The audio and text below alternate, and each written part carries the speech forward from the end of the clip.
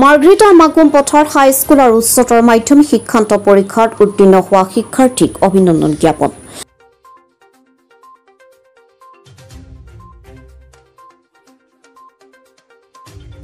মাৰ্ঘেৰিটাৰ মাকুম পথাৰ অঞ্চলৰ পৰা সদ্য ঘোষিত হাইস্কুল আৰু উচ্চতৰ মাধ্যমিক শিক্ষান্ত পৰীক্ষাত সুখ্যাতিৰে উত্তীৰ্ণ হোৱা শিক্ষাৰ্থীসকলক দেওবাৰে ২ নং মাকুম পথাৰ আৰু ৪ নং মাকুম পথাৰ যুৱ সমাজৰ তৰফৰ পৰা আনুষ্ঠানিকভাৱে অভিনন্দন জ্ঞাপন কৰা হয়। মাৰ্ঘেৰিটাৰ ২ নং মাকুম পথাৰ প্ৰাথমিক বিদ্যালয়ত অনুষ্ঠিত কৰা অভিনন্দন জ্ঞাপন অনুষ্ঠানত অঞ্চলটোৰ পৰা সুখ্যাতিৰে উত্তীৰ্ণ হোৱা শিক্ষাৰ্থীসকলক ফুলাম গামোচাৰ লগতে একোটাকৈ উপহাৰেৰে অভিনন্দন জ্ঞাপন কৰা হয়।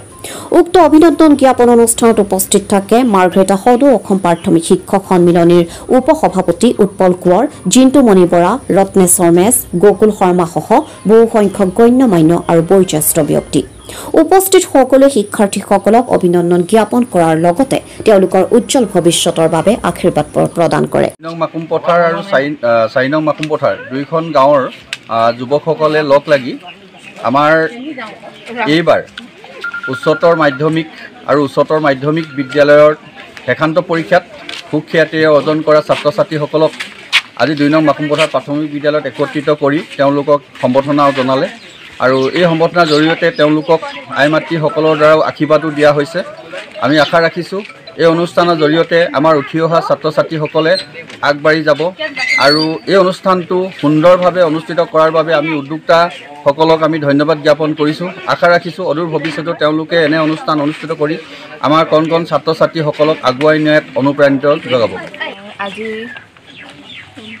তাৰিখে উদযাপন এই অনুষ্ঠানটি আয়োজন কৰাৰ বাবে সকলো বিষয়ববীয়াসকলক মই অশেষ ধন্যবাদ জ্ঞাপন কৰিছোঁ। আপোনালোকৰ মৰম আৰু আমাৰ বাবে এই সাহসে জীৱনত আগবাঢ়ি যাবৰ বাবে সাহস হিচাপে আমাৰ জীৱনত এক আগবঢ়াব শক্তি হিচাপে আৰু অনুষ্ঠানটি পৰা আমাৰ বহুত উপকাৰ হৈছে। আগতে যাতে এই অনুষ্ঠানটো এনেদৰে চলি থাকক আৰু অহা যোনখিনি মানে হেৰি ল'ৰা ছোৱালী তাহাঁতে যাতে আগবাঢ়ি যায় অনুষ্ঠানৰ জৰিয়তে সেইটোৱে কামনা কৰিছোঁ।